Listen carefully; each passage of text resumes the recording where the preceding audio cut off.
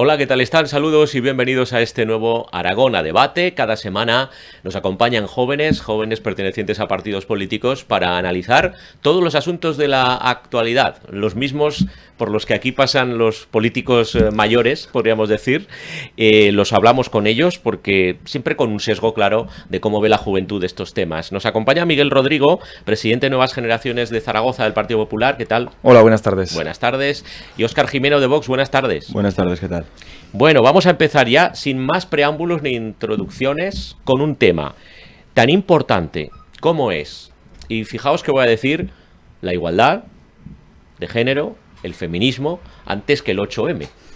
Pero os voy a preguntar primero, porque vamos a ir dividiendo, porque no es lo mismo, claro, la opinión que podáis tener de lo que se celebra y de cómo se celebra el 8 de marzo, que después hablaremos de cómo se puede alcanzar la igualdad de género, del feminismo y de la violencia de género. El 8 de marzo, antaño, no hace tantos años, era el Día Internacional de la Mujer Trabajadora. Ya hace tiempo que se cambió por el Día Internacional de la Mujer y sabido es, en España, en Aragón, por supuesto, las manifestaciones que se celebran ese día. ¿Cómo lo veis, la celebración de que haya un día específico para ese Día Internacional de la Mujer? Bueno, yo creo que lo que has dicho venía de antaño y que era una cosa que era de la mujer trabajadora, pero yo creo que en estos últimos años se ha sacado mucho de contexto por partidos sobre todo de la izquierda que lo han utilizado como un arma arrojadiza y sobre todo metiendo en el mismo saco a mujeres que no siempre están en el mismo saco y que parece que todas opinan lo mismo y hablando en nombre de ellas, cosa que no sé si va mucho con ese día, hablar en nombre de alguien. Por tanto, yo creo que yo lo veo bien que se celebre el 8M, porque es verdad que la mujer trabajadora, también es verdad que somos hombres y mujeres en el mundo, que también hay hombres trabajadores y mujeres, pero creo que se ha sacado de contexto en estos últimos años muchísimo. En España. En España, efectivamente. Efectivamente.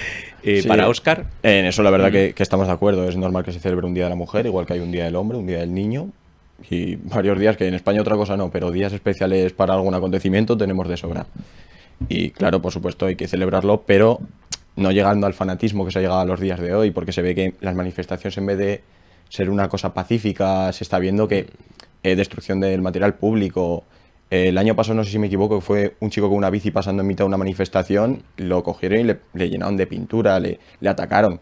Una manifestación que tiene que ser para reivindicar unos derechos supuestamente que no tiene en este país, no puede ser ni puede pasar por atacar al otro género, porque lo único que hace es enfrentarnos, y enfrentar a los españoles lo que hace es generar que los partidos de la maravillosa izquierda, entre muchas comillas maravillosa y con una gran ironía, cojan una fuerza y un enfrentamiento que es innecesario, porque al final todos somos españoles, todos tenemos la misma bandera y todos tenemos que tener los mismos derechos y deberes, por supuesto. ¿Cómo veis vosotros el feminismo? Los ismos siempre han sido complicados de abordar y de tratar. A veces tienen, evidentemente, beneficios, hablo de todos los ismos, pero también tienen sus contras. ¿Cómo veis el feminismo? Sabido es que ahora mismo ese feminismo de izquierdas tiene una ruptura clarísima y evidente entre un feminismo más radical y otro más moderado, pero me interesa vuestra visión de lo que debería ser el feminismo en 2025, en el siglo XXI. Pues el feminismo, yo creo que hay a veces un fallo de concepto. El feminismo es la igualdad entre hombres y mujeres. No es que un sexo tenga que prevalecer sobre el otro, es la igualdad. Y en estos últimos años parece que el feminismo es darle más voz a las mujeres, que las mete en el mismo saco, sigo diciendo, que a los hombres, es decir, es ser todos iguales el feminismo.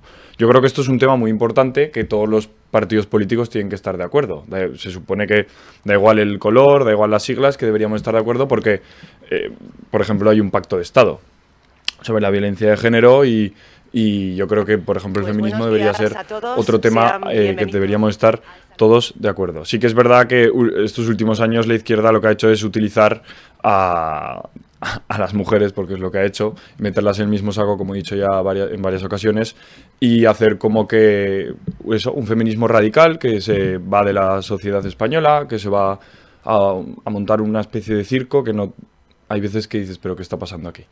Entonces yo creo que habría que dar voz a ese feminismo bueno, ese feminismo de gente trabajadora, que construye, que busca reivindicar sus derechos como hacemos todos y que obviamente falta mucho trabajo por hacer, se ha hecho mucho trabajo, pero falta mucho. Entonces, eso opinaría yo. Óscar. Yo creo que el feminismo, el concepto de feminismo, para mí es el concepto que se tenía antaño, que era buscar una igualdad de verdad entre hombres y mujeres. Y ahora se le llama feminismo radical o llegando al embrismo, como se denomina en algunos casos. Y que busca, como acabo de decir, enfrentar al hombre y la mujer, intentar conseguir unos derechos como puede ser unas cuotas de género en según qué ámbitos, tanto escolares como en el trabajo, o simplemente quitar un derecho fundamental como es la inocencia del hombre, porque se ha visto con la ley de género, se ha quitado la inocencia al hombre, es un derecho fundamental. Y lo que busca este feminismo es intentar estar por encima del hombre, porque si fuese un feminismo que de verdad busca porque la mujer aquí tenga los mismos derechos, perfecto, nadie puede estar en contra, es que es una tontería, porque la mitad de la población son mujeres y la otra mitad son hombres, pero estamos discriminando a la mitad de la población. Hemos pasado de que, por desgracia, en el pasado viviesen en una situación, las mujeres, muy mala y muy precaria, siempre al yugo de sus maridos, a pasar a que el hombre es un potencial violador, un potencial machista, o tener menos derechos, por lo cual habría que cambiar un poco el concepto y mirar un poco hacia atrás y ver de verdad la lucha que tienen que hacer, porque aquí se reivindican unos derechos que las mujeres ya tienen, pero luego entran un tipo de culturas que, como ya dije la semana pasada, trata a la mujer como objeto. Entonces este gobierno, lo que yo creo que su progresismo es el progresismo que han tenido en Irán, ¿no? En los años 80 las mujeres iban sin velo, eran libres, ahora las mujeres no tienen derecho ninguno. Y es lo que se va a ver con este gobierno súper progresista y súper feminista. Yo creo que en estas cuestiones, que son de mucha importancia, yo creo que más que podemos decir aquí lo que pensemos o lo que opinemos depende del partido político. Pero creo que esto se hace con hechos, este tipo de cuestiones. A nivel nacional estamos viendo que a lo que se dedica el gobierno de España es a que un exmiembro de su gobierno trata a las mujeres y las elige de un catálogo. Eso para empezar. Eso por parte del Partido Socialista y del gobierno. Pero es que luego, si vamos a sus socios, que son Podemos, encontramos que de sus 3 fundadores, 2 han sido denunciados por abuso o acoso sexual. Entonces, yo aquí lo que veo es un problema es de la izquierda, de que se intenta como abanderar estas palabras de feminismo, de igualdad, las abanderan y luego no hay hechos de que los acompañen. Es decir, parece que si eres de Podemos o eres del PSOE, eres más feminista que alguien de derechas. Y eso no es así, porque, por ejemplo, en el Partido Popular somos el único partido en Aragón que tiene 3 alcaldesas en las capitales de provincia. Luisa Fernanda Rudi fue la primera presidenta en pisar el Pignatelli. Es decir, yo creo que hablan más los hechos que las palabras. Hay que verbalizarlo, pero si luego los partidos de izquierda, que son los primeros que ves detrás de una pancarta del 8M, o diciendo que las mujeres que tienen menos derechos, que en algunos casos pues será verdad, en otros no, pues son los primeros que luego tienen una posición como de poder sobre la mujer, que es un fallo de pensamiento y de no que respetar su figura, y lo que le hacen es a estar declarando en juicios por abuso sexual, a que su propio partido, porque no les salpique, les aparten del partido como a monedero, y que luego digan que va a ver si es verdad lo que ha dicho las víctimas, en vez de respetar a las víctimas, siendo que llevan haciendo una ideología de la presunción de inocencia del hombre tirándola por tierra, pero cuando son ellos parece que la presunción de inocencia se tiene que respetar. Entonces yo creo que ese es lo que hay que debatir e intentar ganar. Es decir, el feminismo es de todos y la igualdad es de todos, y todos los partidos queremos que salga adelante. Por ejemplo, en materia de violencia de género hay un pacto de Estado que se ha ampliado de 290 a 462 medidas. Por tanto, es lo que hay que romper con ese sesgo de decir que la izquierda tiene el debate ganado del feminismo. No, porque están demostrando que no saben lo que es el feminismo. En violencia de género, que vamos a abrir también ese capítulo, yo creo que ahí va a haber discrepancia, ¿no? Porque Vox no está por estar en ese pacto de Estado contra la violencia de género. ¿Por qué, Óscar? No es que no estemos en contra de la violencia de género, que sí. Nosotros obviamente afirmamos que hay una violencia contra mujer y por supuesto la vamos a condenar, y de hecho somos el único partido que quiere aumentar las penas ante este tipo de seres. Lo que no queremos es que un sector de la población se sienta discriminado, como puede ser ahora el hombre, por lo que acabo de comentar hace un segundo. Igual que entendemos que hay una violencia contra las personas de fuera, igual que entendemos que hay una violencia contra las personas con una sexualidad diferente, que también debe ser condenado, entendemos que, hablando de la violencia de género, dentro de una familia, aunque haya un simple caso de una mujer pega a un hombre, sigue siendo una vida. Entonces, por lo cual, la violencia es violencia. Siempre hay un agresor y una víctima. Por lo cual, yo creo que tendríamos que abordar, en vez de solo generalizar en un sexo, y a formar y juntar toda la violencia en una sola, que es la violencia intrafamiliar, porque la violencia, repito, solo es violencia. Siempre hay una víctima y un agresor, es así sencillo. También me quería añadir lo que acaba de decir el compañero, es que esta gente que iba de superfeminista y que luego está condenada por, bueno, presuntamente por abuso sexual, eran los primeros que te decían al hombre cómo se tenía que comportar. Que nuestro comportamiento, por ejemplo, el comportamiento del hombre de extrema derecha, del macho alfa, el macho ibérico, como nos denominaban, era machista por abrir la puerta a una mujer, por abrirle la puerta del coche a la mujer o acomodarle la silla cuando te sientas. Y también quería añadir que eran los primeros que decían que tenían que dar una educación sexual a nuestros hijos. Es decir, te va a dar una educación sexual un tío que está condenado por abuso sexual. Entonces, ¿qué era lo que querían hacer esta gente con los menores? Porque ya hemos visto, por ejemplo, la consejera de Igualdad en la Comunidad Valenciana Oltra, condenada por las menores tuteladas en Valencia. O también podemos ir a las menores tuteladas en Baleares. Son casos que ya no es solo de la mujer, también la perversión a menores es un tema que está muy al día, por desgracia, y que hay que abarcar también esos temas porque se incluyen dentro de la propuesta de igualdad que tiene este gobierno. Voy a introducir... Sí, no sé si querías añadir. Sí, quería antes de añadir. que yo introduzca otro elemento. Sí, yo quería añadir que discrepo con el compañero de lo que ha dicho del tema de la violencia, porque yo creo que el primer paso para poder solventar el problema de la violencia de género es no negarlo. O sea, es decir, sí que es verdad que hay violencia que se ejerce sobre sobre la mujer, y lo que hay que hacer es defenderlo y no negarlo, porque entonces lo que estamos haciendo no es intentar debatir o contra la izquierda, no, lo que estamos haciendo es desproteger a las víctimas. No, pero es que no lo niego. Entonces, he dicho que hay violencia contra la mujer por y eso, la condenamos, pero, o sea, y la que queremos agravar. Ya, pero que no toda la violencia es igual, porque cuando la mujer sufre una violencia, eso en muchas ocasiones sí que es violencia machista. Entonces lo que hay que hacer es que combatirla y no negarlo, porque, insisto, no lo niego. aquí lo que sufren es las víctimas que tienen un costo personal y un costo psicológico que si encima de que les cuesta mucho transmitir este tipo de conductas que sufren, pues entonces si ya no les damos una protección como se merecen cuando es verdad... No, pero que se va a dar una protección a todas las víctimas de violencia, independientemente del tipo de violencia que sea. Pero que no negamos la violencia contra la mujer, que nosotros somos los primeros que la condenamos.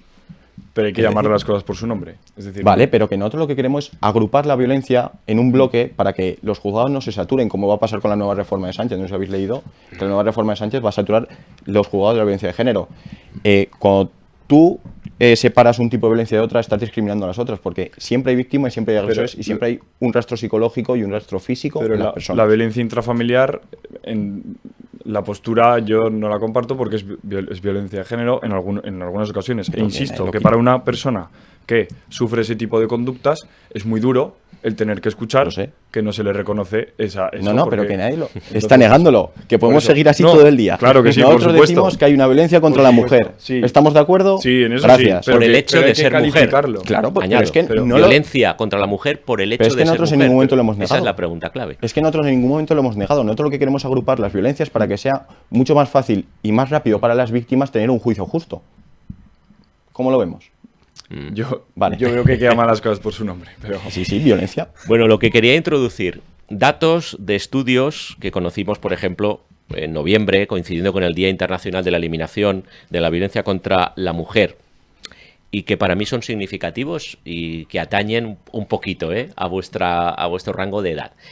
1 de cada 5 varones de entre 16 y 21 años que viven en España no cree que sea maltrato machista golpear o empujar a su pareja tras una discusión o amenazarla. Añade este informe de la Fundación Mutua Madrileña que un 31%, un tercio prácticamente, tampoco cree que sea violencia de género controlar su forma de vestir y un 34% cree que no lo es vigilar su teléfono móvil o sus redes sociales. Por añadir datos del macroestudio contra la violencia de género Tolerancia Cero, en 6.000 encuestas, un 15% de varones de este tramo de edad tampoco cree que sea violencia de género obligar a una pareja a tener relaciones sexuales. Para mí son preocupantes estos datos. Para mí también son muy preocupantes porque son Barbaridades. Es decir, es que eso entra ya, o sea, cuando se quita la libertad de una persona y se intenta ejercerla por la fuerza, sea de un hombre contra una mujer, de una mujer contra un hombre, eso lo que esto es un querer controlar, un querer que la persona no sea como que esté por debajo del hombre. Entonces eso son barbaridades que obviamente es preocupante, y por eso hay que trabajar en este aspecto para que los jóvenes que han dicho eso cambien esa mentalidad. Desde la educación. Desde la que se educación. habla siempre de las políticas en educación. Efectivamente. Sí, pero espero que sea una educación veraz, porque como nos la tengan que dar los de Podemos, vamos mal. Pero sí, es muy preocupante. Y de hecho nosotros lo que queremos es que a los menores que comentan este tipo de actos, porque es que no sé cómo llamarlo, porque son barbaridades, sinceramente. Nosotros lo condenamos, el PP lo condena, yo creo que todos deberíamos condenarlo. Este tipo de actos lo que tiene que ser es, aunque sean menores, tienen que tener su propio castigo, porque están cometiendo... No, como es menor no pasa nada, no. Es un delito y es coaccionar a una persona.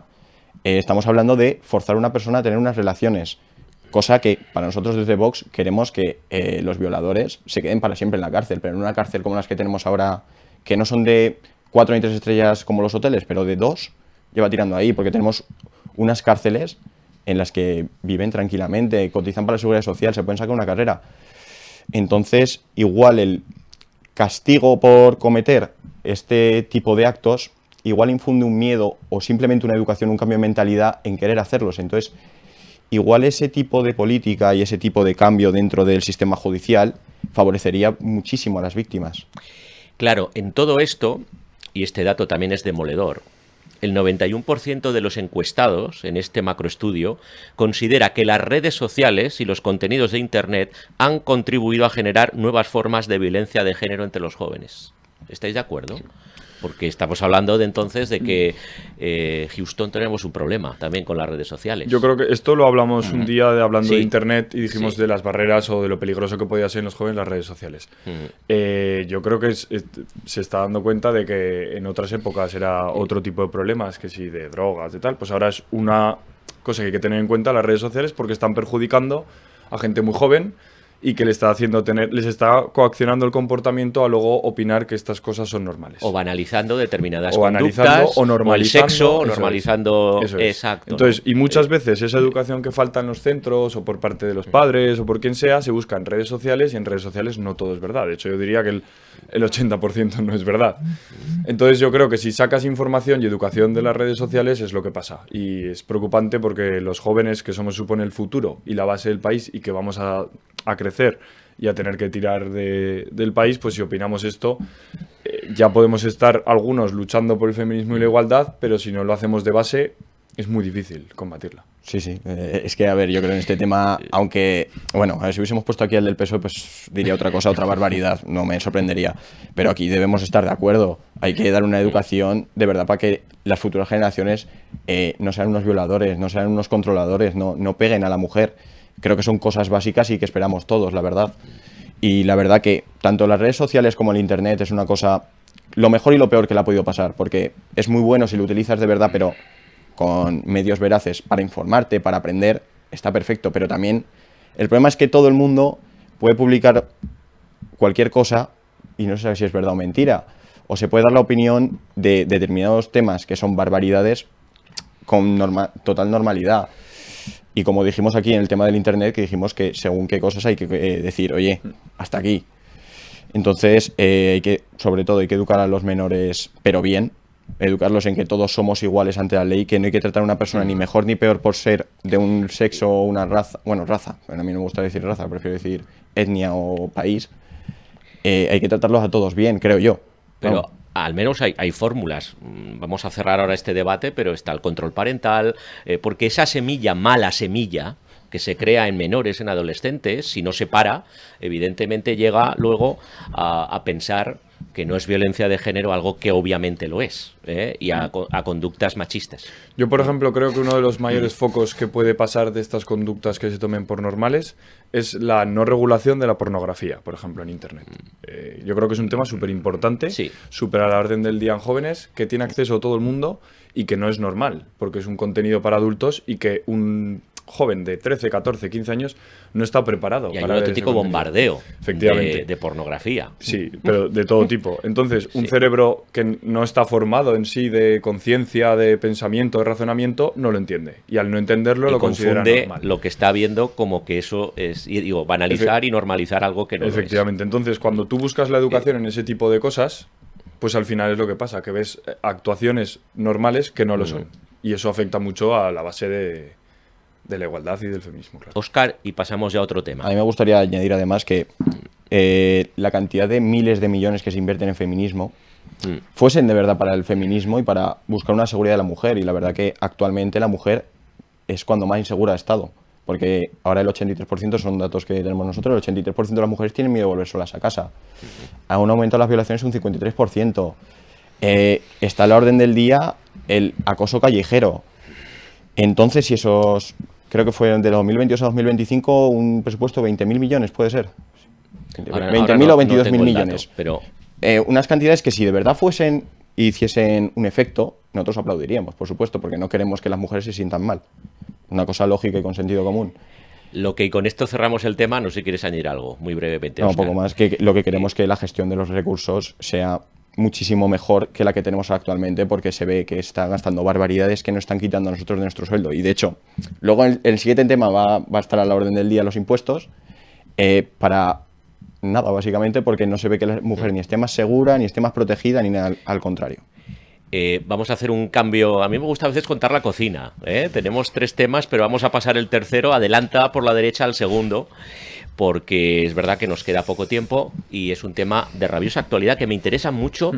Lo primero, cuando habéis visto como todo el mundo, incluso algún extraterrestre ya lo ha debido ver, ese vídeo bochornoso del despacho Oval Trump-Zelensky, ¿qué es lo que habéis pensado? Yo al principio pensaba que era un montaje, sinceramente. Yo pensaba que era un montaje porque no me lo esperaba. Un fact-checking. Sí, pensaba que era un montaje porque me pareció demasiado cruda la situación para un tema tan importante como es la guerra de Ucrania y Rusia. Y que, como comentaba antes, hubiese una especie de coliseo contra el presidente ucraniano. Y que se le metiese la gente con temas tan poco importantes en ese momento para una guerra, como puede ser cómo iba vestido a la reunión. Y que parecía que estaba en Estados Unidos y que cómo no podía ir en traje a Estados Unidos. Eso es lo mínimo de la reunión, pero yo lo vi como un desprecio hacia el país de Ucrania. Lo vi como que Estados Unidos le mandaba a callar al presidente de Ucrania, o sea, en una cosa que está intentando que sea diplomática, que está para mediar, que está para ayudar, se supone Estados Unidos. Yo creo que fue una cosa como de estar dando lecciones a un niño y está hablando con un presidente de un país europeo que no ha iniciado eso, que fue Rusia la que empezó la guerra. Y entonces yo me quedé, vamos, con los ojos como platos. Es curioso porque la capacidad de sorpresa ante Trump la tenemos muy, muy baja, casi nada nos podía sorprender, pero yo creo que esto sí que nos ha sorprendido porque se ha retransmitido en directo, además, no ha sido una reunión privada que luego pudiera haber trascendido lo que hubieran querido, ¿no? Aquí ha habido luz y taquígrafos. No, aquí a todos yo creo que nos sorprendió, la verdad, porque aparte de que siempre se queda el fragmento en las redes de este tema, aparte de ver durante la entrevista sí que fue el tema de la ropa, pero durante casi toda la entrevista fue un tema normal, pero de repente, sin saber cómo, se empezó a grabar y acabaron casi a gritos. Veía los medios y ponía gritos, y luego, a ver, estaban hablando en tono alto, pero gritos Pero tampoco eran. hubo una provocación evidente de Pero Trump y de sí, Vance a ver, hacia hubo ahí Zelensky. unas Estaba cosas todo que no- preparado, obviamente. Esperamos, la verdad, que se llegue a una paz, que es lo que queremos. Aquí tenemos a nuestra socia Meloni, que quiere interferir y quiere ser la mediadora entre Estados Unidos y Ucrania, porque debemos llegar a una paz.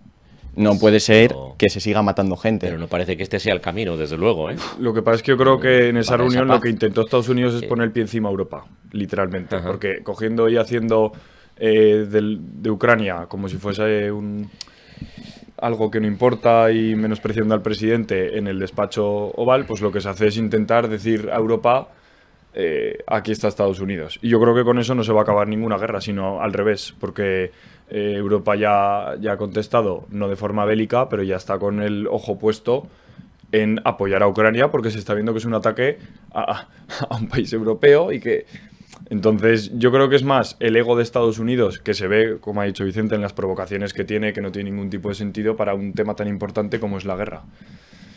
Entonces yo creo que es el ego estadounidense frente a Europa, que se supone que no hace nada, que no está bien y que Estados Unidos es mejor que Europa.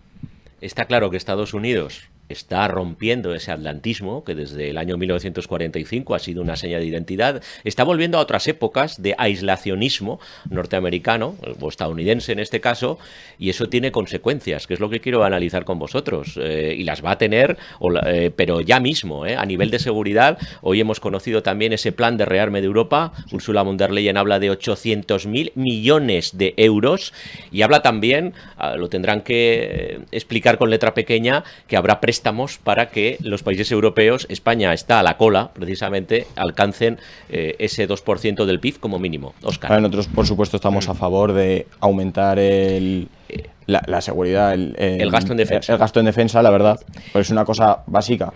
O sea, no podemos ir por la vida todo flores y un prado, porque, por desgracia, el mundo no es así. Tenemos que tener, como dije la semana pasada, tenemos que ser soberanos en nuestro propio ejército.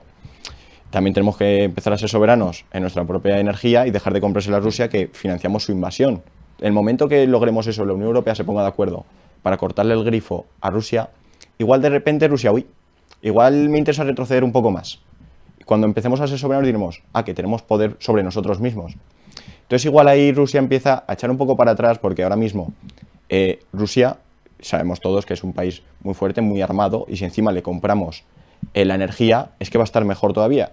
Entonces lo que vamos a hacer es agravar la guerra de Ucrania, que va a seguir avanzando Rusia, a pesar de que nosotros le podemos mandar muchos millones, pero llegará un momento en que tengamos que mandar soldados, cosa que estamos en contra. Si sigue así, que esperamos que haya una tregua, se llegue de verdad a escuchar al pueblo ucraniano, porque ahora escuchamos a Zelensky, pero también el pueblo ucraniano, qué es lo que piensa, porque a Zelensky se le votó hace 5 años, si no me equivoco, más o menos. No recuerdo hace cuánto, pero ahora no puede haber elecciones, ¿eh? Esto que decía Trump, no, hay una ley marcial, por lo tanto no puede haber elecciones también, en Ucrania. No elecciones, igual un referéndum para escuchar lo que quieren los ucranianos, porque igual el ucraniano prefiere perder X territorio que siga muriendo su familiar, que tampoco lo vemos lógico, por supuesto, porque dudo mucho que los la soberanía nacional por... es lo que más importa a nivel geopolítico.